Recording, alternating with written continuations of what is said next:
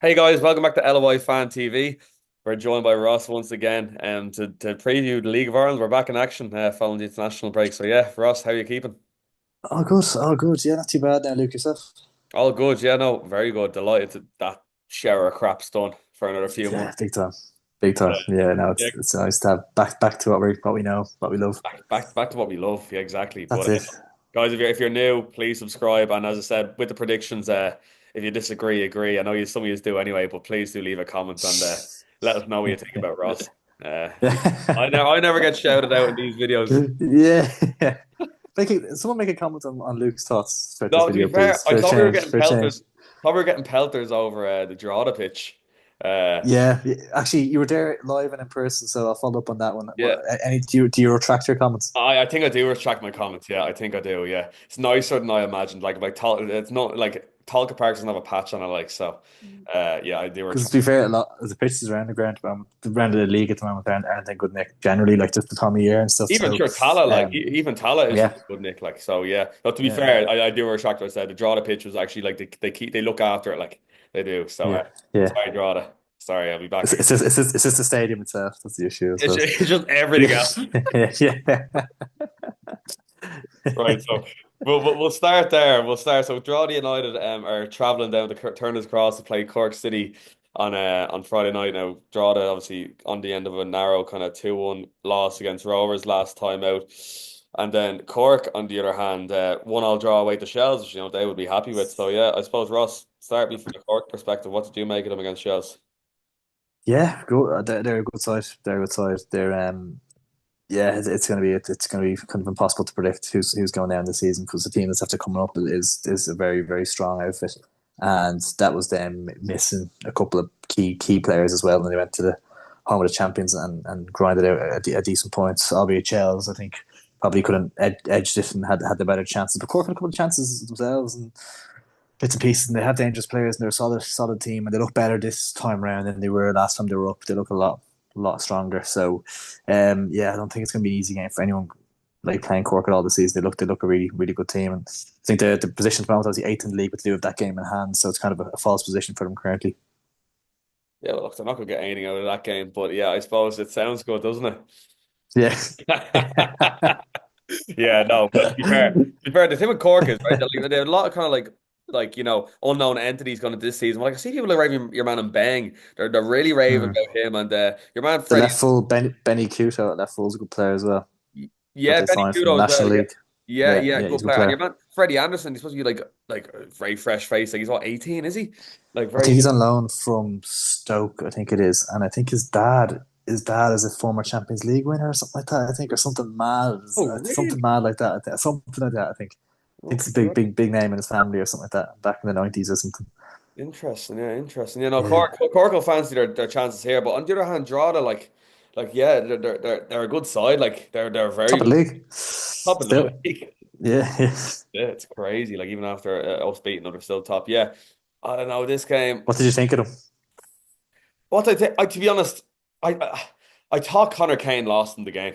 To be honest, I think Mm. both goals came on his side, and He's usually good and solid as well. Like, yeah, I was surprised. Like mm. it was his mistake for the green goal, and then the Danny Grant Burke came down his side for the second goal. Maybe that's a bit harsh, but yeah, and another thing I kind of want to pull like League of Ireland fans up on as well is Connor Keely. Like people, there's like this perception of Connor Keely. He's not he's not a good footballer. He's kind of an edge of the box defender, but like. Watching him there on Friday, like he took his goal very well, and I was talking to some Drogheda fans, and they were saying like he nearly scored a cracker the week before we kind of skint the man and put a top bins, and it got blocked, and like he kind of he's been labelled as this kind of Brexiteer centre half. I think that's a Yeah, bit unfair. I think it's a bit unfair, yeah. but Yeah, I think that pass move was just a bit maybe unfortunate, and maybe like something maybe it wasn't the right environment. Maybe the style of play was a bit too much too soon for him, or didn't come at the right time. You could see him getting moved back up to even maybe a Shells. It might be a bit better fit for him or something like that, I possibly, can or see that. I or can something like that. Yeah, I can yeah. really Even see him. yourselves, maybe. Yeah, 100%. I'd take him. I think he deserves another a Popula.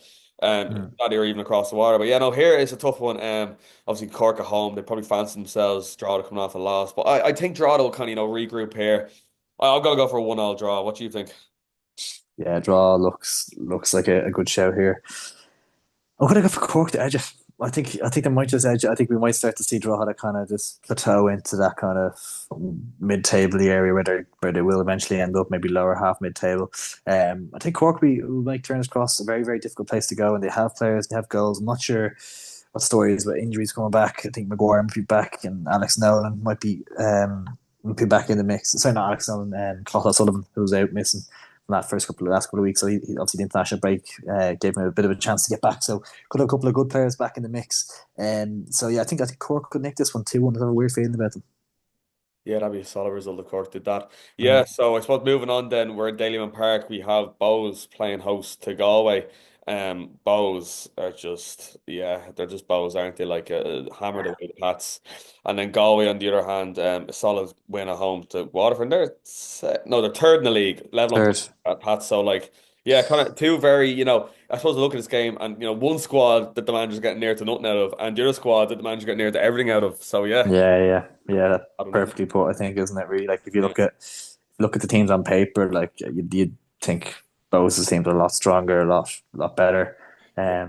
But then Galway just coaching wise, like he's getting every single ounce of like ability out of those players. Like he's getting like set third in the league. They're flying in European contention potentially. So yeah, Galway. It's not definitely not a second season syndrome, but the looks of it, they're doing really really well. And you'd fancy them to go to stadium and to get a result here. Bows off the back of that 3-0 defeat to Pats. Maybe a little bit of a touch of a harsh scoreline in the end. I think Pats kind of scored too late on as Bows are pushing on. Yeah.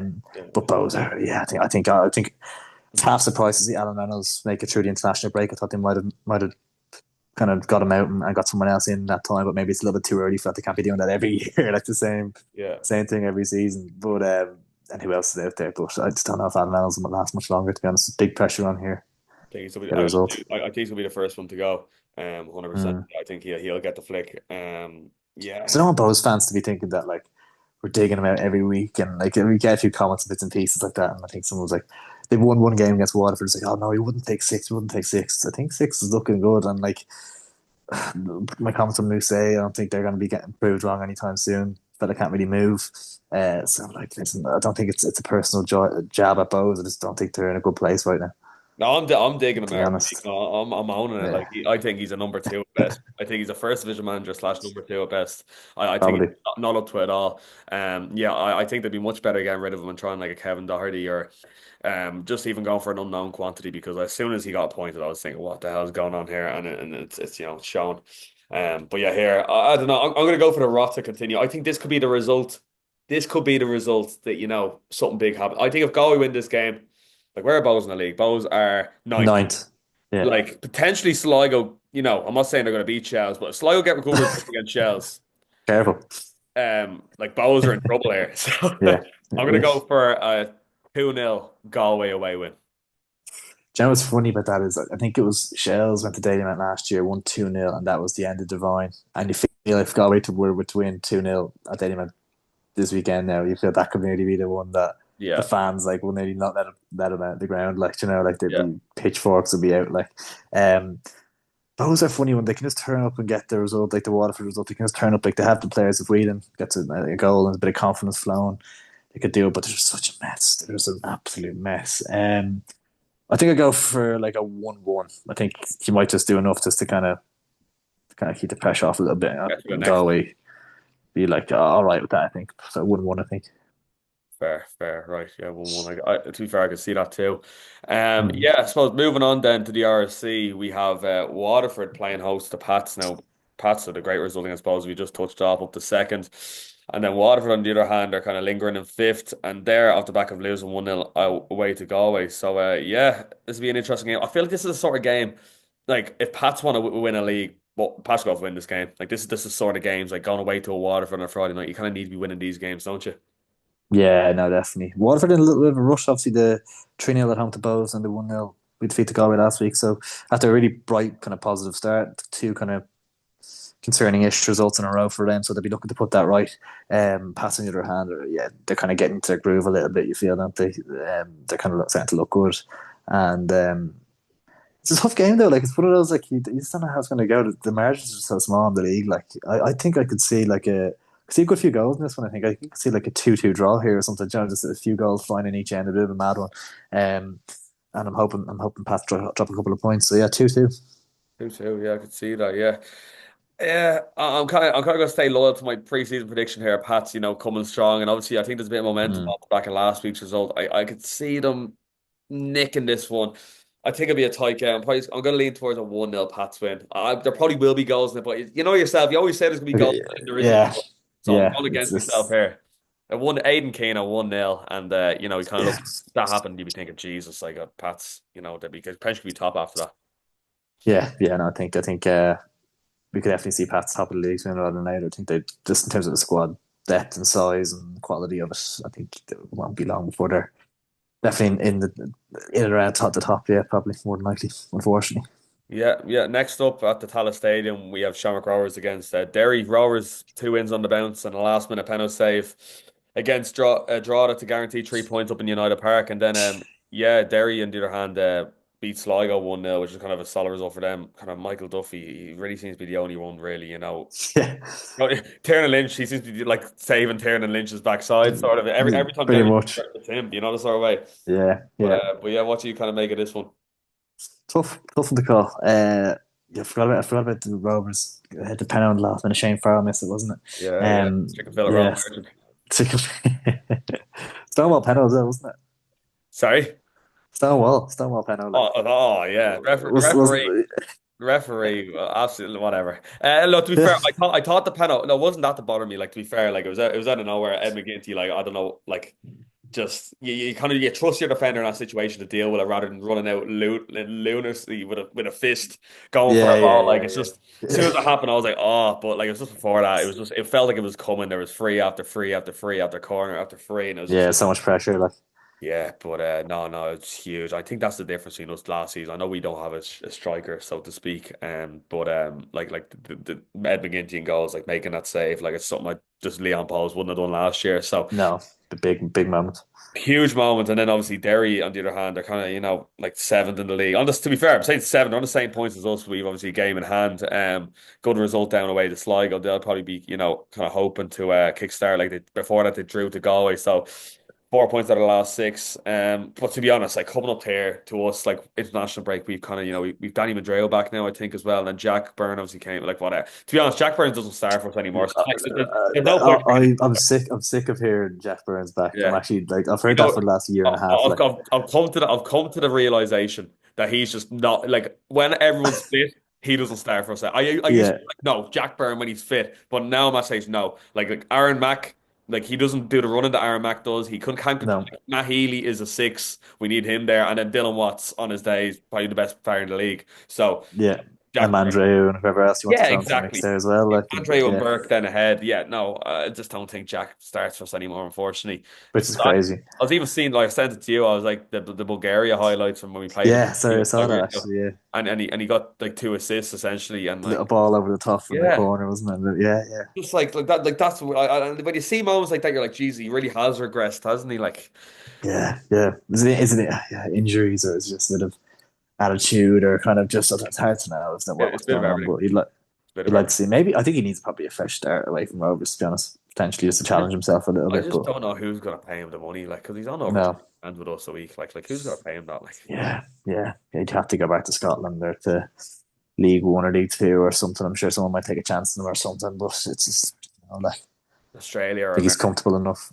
Yeah, maybe. Yeah, Yeah. yeah. That might be the play for him. But yeah, I think you obviously kind of fancy Rovers to get up and running here again. But I think it's a kind of a more difficult game than you might think. Like I think they do have like ability and they do have tough strong players. I think the Dashback would have done a little bit of good. Obviously, going into it with a win would have helped confidence, and then there's a bit of time to work on the training pitch with Tiernan Lynch. He'll have learned a lot in that first couple of games of the season and stuff. So, going to be a big test for him to see how good of a manager he is as well. Like he's had a little while at the bed in. He's had his pre-season. He's had a bit of time to see the players and to kind of set stalls in the season and stuff like that. So I think it'd be kind of a big result for him if he can get something from this, and then that'll kind of kickstart their season a bit. So big game for both sides. You feel kind of both lingering in mid-table at the moment. So I'm funny feeling this. I think I'm going for a lot of draws here. So I might.